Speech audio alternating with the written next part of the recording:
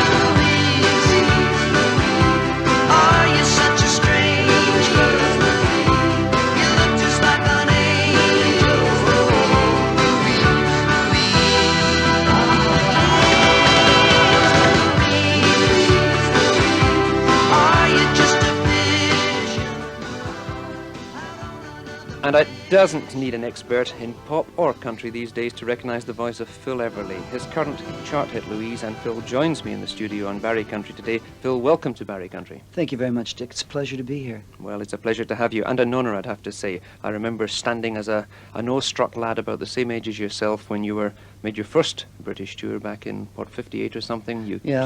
That's about right. You played Glasgow Odeon, and I queued up for ages for the tickets. Well, thank you very much. Yes, can I have some of the money back now? Phil, I'd like to go back to the early days of your career. This country show has a very knowledgeable audience, even over here in Bonnie, Scotland, and I do know that you came out of a country music family. Your father, Ike Everly, was once described to me as being as good a guitar picker as Merle Travis, but not just as lucky with his success. Well, actually, he taught Merle Travis. Yeah. That's a fact. They're from Drakesburg, Kentucky. He and a man named Mose Reger are the two men that taught Merle.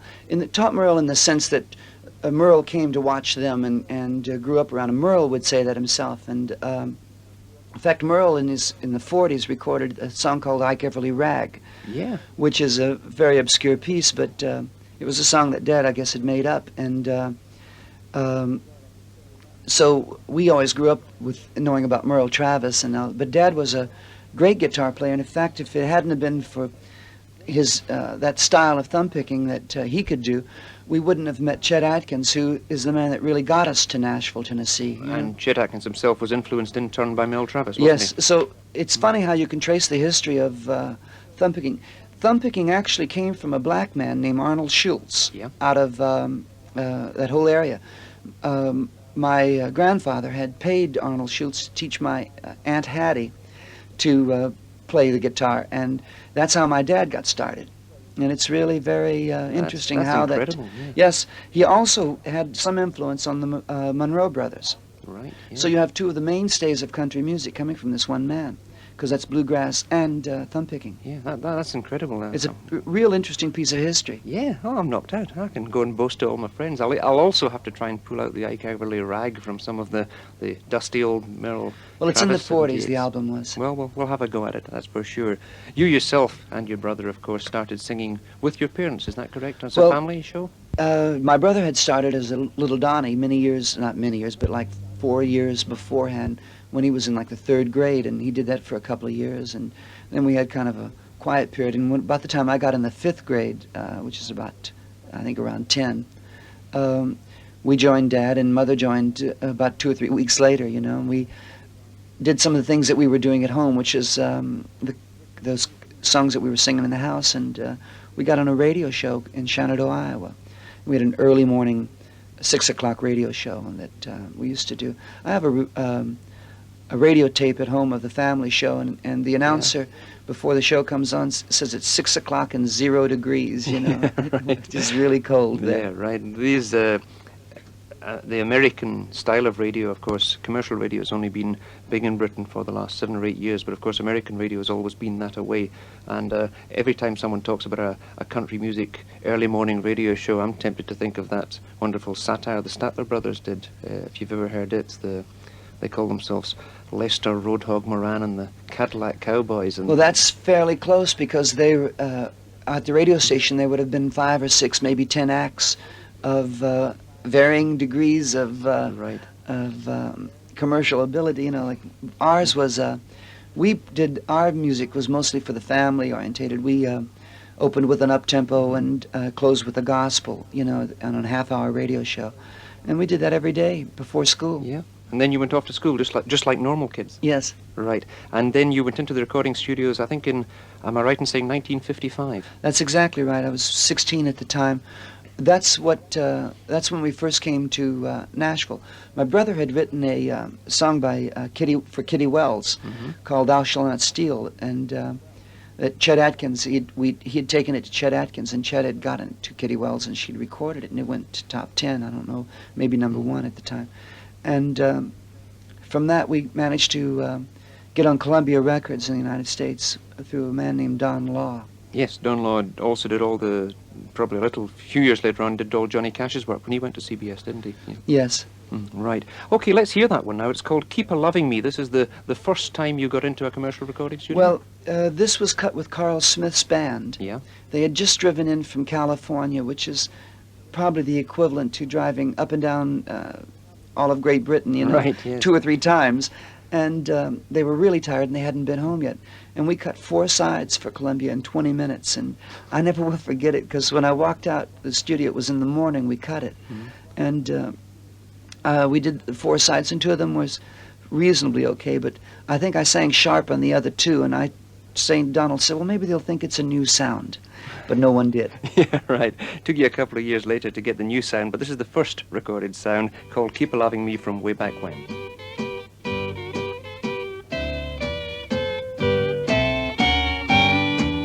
Your heart was broken before, but that can be all in the past. If you just give me a chance, here's the secret to make our love last. Keep loving me, keep loving me, keep loving me the way I love you.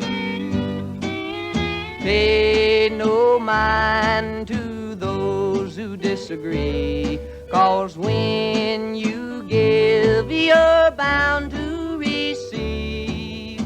Don't let what happened before make us like the others that lose.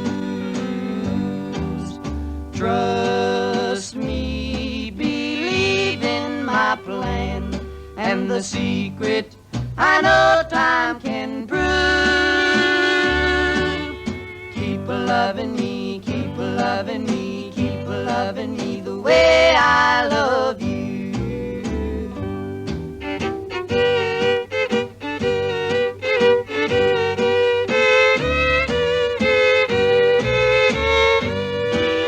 Pay no mind to those who disagree, 'cause when you give, you're bound to receive. Don't let what happened before make us like the others that lose. Trust me, believe in my plan, and the secret I know time can prove.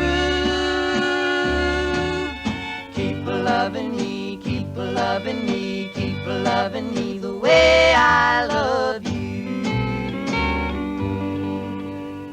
Early sounds from the Everly Brothers, Donald, and my guest today on Barry Country, Phil Everly. Phil, although your solo career for the last 10 years has had varying ups and downs, I saw your your first solo appearances on the unfortunate tour in the early 60s when Donald was taken ill and you had to go home. I remember you carried on, didn't you?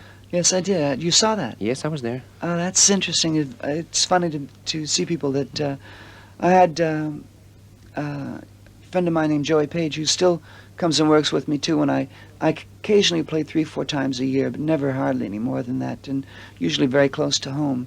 And just so long as it's sort of a party, really, is what Right. I really amounts to. But when Donald went back, it was either that or close the whole tour down, and there would have been too many other people out of work, and a lot of money would have gone away, I guess, and a lot of people would have been hurt financially from it. And I just carried on. It was a difficult thing to do because I really didn't know what was going to happen. You know, Donald wasn't well. And, Right, and of course, yes, quite apart from the family worries, you were also having to sing lead when you normally sang high harmony. didn't you? well, I remember the first night out that I think I sang the harmony part to Lucille at the time. It was the song we opened with, and transforming it around to getting it worked out was a job and a half, and was not something I relished, actually, but I just sort of stumbled through the whole tour. But it went, we were sold out, and it went well, Yeah. and the people were very kind to me at the time. Great. They've been kind to you ever since over here in Britain. I think there's a special rapport between yourself and a British audience because I've noticed it in the past. And Well, you've we have a, recorded a special feeling. I think that it always sounds like you're placating everybody, but I think that there's people are more knowledgeable about. We have an American attitude, is we have a great throwaway attitude, but here I think there's a little more understanding about what you're doing, and if they really like it, they really like it, and that's gives me a great feeling to know that. Right, great. Phil Everly's my guest on Barry Country this afternoon. We're going to take a break and pay the rent. Back in a moment with more interesting sounds from Phil. Sunday sounds on 194. And welcome back to Barry Country. My guest, in case you've just come into the room, or dare I say it, just got up and switched on, is Phil Everly. And Phil, you had an excellent solo album a few years ago that I brought back a copy from Nashville. I don't think it was released in Britain, called Living Alone. And just to reintroduce you to the Phil Everly sound listeners, I'm going to play a track that Phil says is the most country on that album, called Buy Me a Beer. Is there a story about this song, Phil? Well, it is basically I don't drink beer actually, but this song is just basically about I wanted to write a beer drinking song, and this is just an idea I came up with, and we had a lot of fun singing it, and I still do it in the show because it's just fun to do, and I have my guitar player when I plays fiddle to it, and we just have a good time.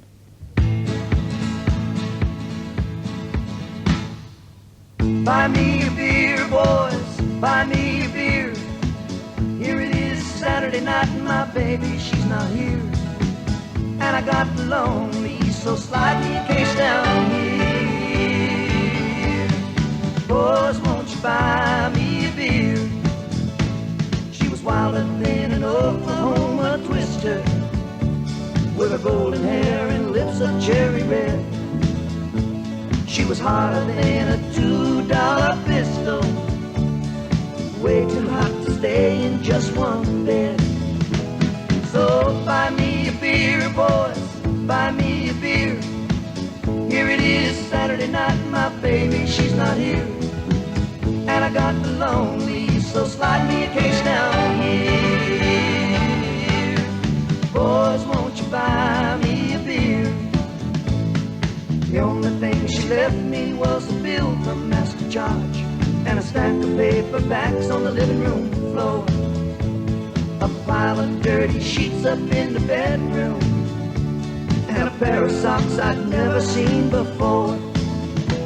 So buy me a beer, boys, buy me a beer. Here it is, Saturday night, my baby, she's not here.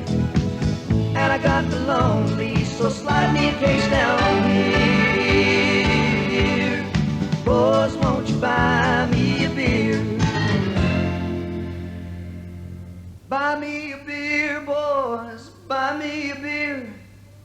Here it is, Saturday night, my baby, she's not here. Oh, I got the lonely, so slide me a case down here. Boys, won't you buy me a beer? Buy me a beer, boys, buy me a beer. Here it is, Saturday night, my baby, she's not here. And I got the lonely, so slide me a case down here. Buy Me a Beer from Phil Everly's solo album, and Phil Everly is the guest on Barry Country today. A great honour to have you around, Phil. You've been in the business, in the music business, you tell me, since you were about 10 years old when you started playing on the family radio show. It's a few years back. What are the major influences that you've had on your life from the country viewpoint? Obviously the harmonies come out of people like the Monroes. Mostly the main people that Don and I have listened to was the Bales brothers, York brothers, the Delmore brothers. Delmore brothers, yeah. And I think that there's a great family tradition in country music about brothers singing together, and it's something to do with the physical makeup of them, and plus your musical influences are so tightly intertwined, and that they just blend better. And I think that those men were the main things, but the main man that taught us everything was really our father, who, you know, was such a pioneer in country music anyhow. Indeed. He was obviously a very, very creditable guitarist. He sang as well? Yes, he did. He did. He sang sort of in a Red Foley style, semi-Red Foley style. Of course, Jimmy Rogers, too. He used to do Jimmy Rogers. I never heard him yodel much as I was old enough to remember. But he had quite a good voice, and he was... but mostly he just had the technique of that that ability to be real and honest with his singing and playing. And I think that I wish I had paid more attention, mind you, to all the things he could have taught me. I would have been a lot smarter today. Right. Your own tribute album, not after his fairly recent sad death, but in your early career, you recorded an album called Songs Our Daddy Taught Us. I bought that one, actually. I don't have that copy anymore. It was so scratched to bits. I think I actually gave it away, but we have actually a studio copy. He produces it at the drop of a hat, and I'd like to, perhaps with your permission, play tribute to your father, Ike Everly, by playing the Gene Autry song, Silver-Haired Daddy of Mine. Oh, I love that song. Well, here's how you did it back, what, 1961? So, maybe a little earlier. Yes, it probably was. It was just about the first album I think we saw over here, maybe. It might be. I think that's a Cadence album. Oh, yes. So that must have been Certainly like 59. Yeah, right. Here we are. Silver-Haired Daddy of Mine, Don and Phil, the Everly Brothers. In a vine-covered shack in the mountains, bravely fighting the battle of time, is a dear one who's weathered my sorrows. 'Tis that silver-haired daddy of mine. If I could recall all the heartaches, dear old daddy, I've caused you to bear. If I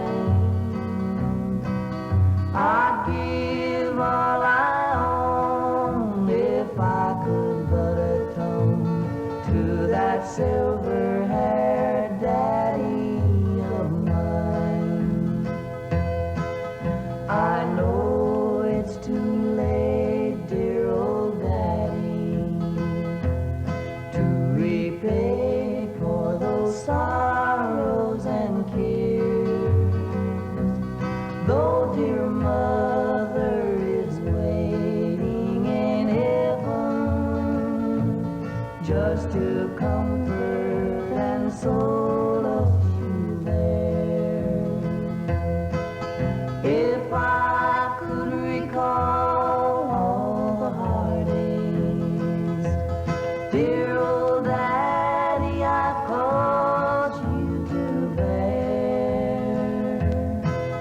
If I could erase those lines from your face and bring back the gold to your hair, if God would but grant me the power just to turn back the pages of time, I'd give all I own if I could but atone to that silver-haired daddy of mine. The voice of my guest today, Phil Everly, his brother Don, and very much a tribute to their late father, Ike Everly, silver-haired daddy of mine. Phil, any special memories? Well, you know, my father used to sing that song, and when he would sing it, you could bring a tear to my eye, and I never, ever hear the song or think of the song without getting that sort of real great feeling that you can have, a son can have for a father. Marvellous. That's terrific. And a great tribute. There could be no better tribute, Phil. Time's a-wasting, and we've got to push on. And I'd just like to finish this very pleasant visit you've made with us here at Radio Forth for Barry Country today by playing what I think to be the all-time classic Phil Everly solo single. This came out almost 2 years ago now, and when I first heard it, I thought, this one's #1. But for some reason, it was a turntable hit. Everybody played it, and nobody bought it, called Dare to Dream Again. Could you explain that? Well, I don't know. It's I was very keen on this. I think it's the best song that I've ever written, and at least the best ballad. And I thought, too, that this was going to happen. This song seemed to have a special quality to it. But I'm pleased that anybody likes it, so it's nice to hear that you did. Well, judging by the mail I got, or the mail I've had for the last 2 years, people still request it. I think it has romantic overtones that people here in the east of Scotland certainly seem to have taken to heart. And I dare say that although Louise is riding high in the charts, and all Well, you know, credit I to wrote her. this song, actually wrote it based upon, I'd gone through a divorce, and I wrote this song straight from trying to, just to remind people that there's always a tomorrow, and there's always a new way, and something good can happen. No better way of putting it. Phil Everly, thanks very much for joining me this afternoon, and have a great success with your future career. Thank you. You're soft, you're warm, how I love to hold you. You feel so good, that's how it's always been. In your eyes, I see your sweet love shining. Without you, I know I'll never dare to dream again. Dream again, the dream we dreamed the first time. Dream again, the dream that made you mine.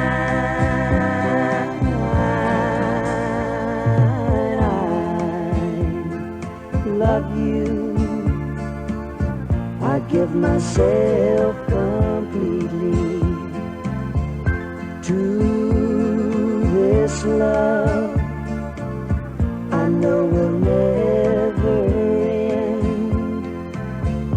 You and I will go on forever, 'cause without you I know I'll never dare to dream again. Dream again, the dream we dreamed the first time. Dream again, the dream that made you mine.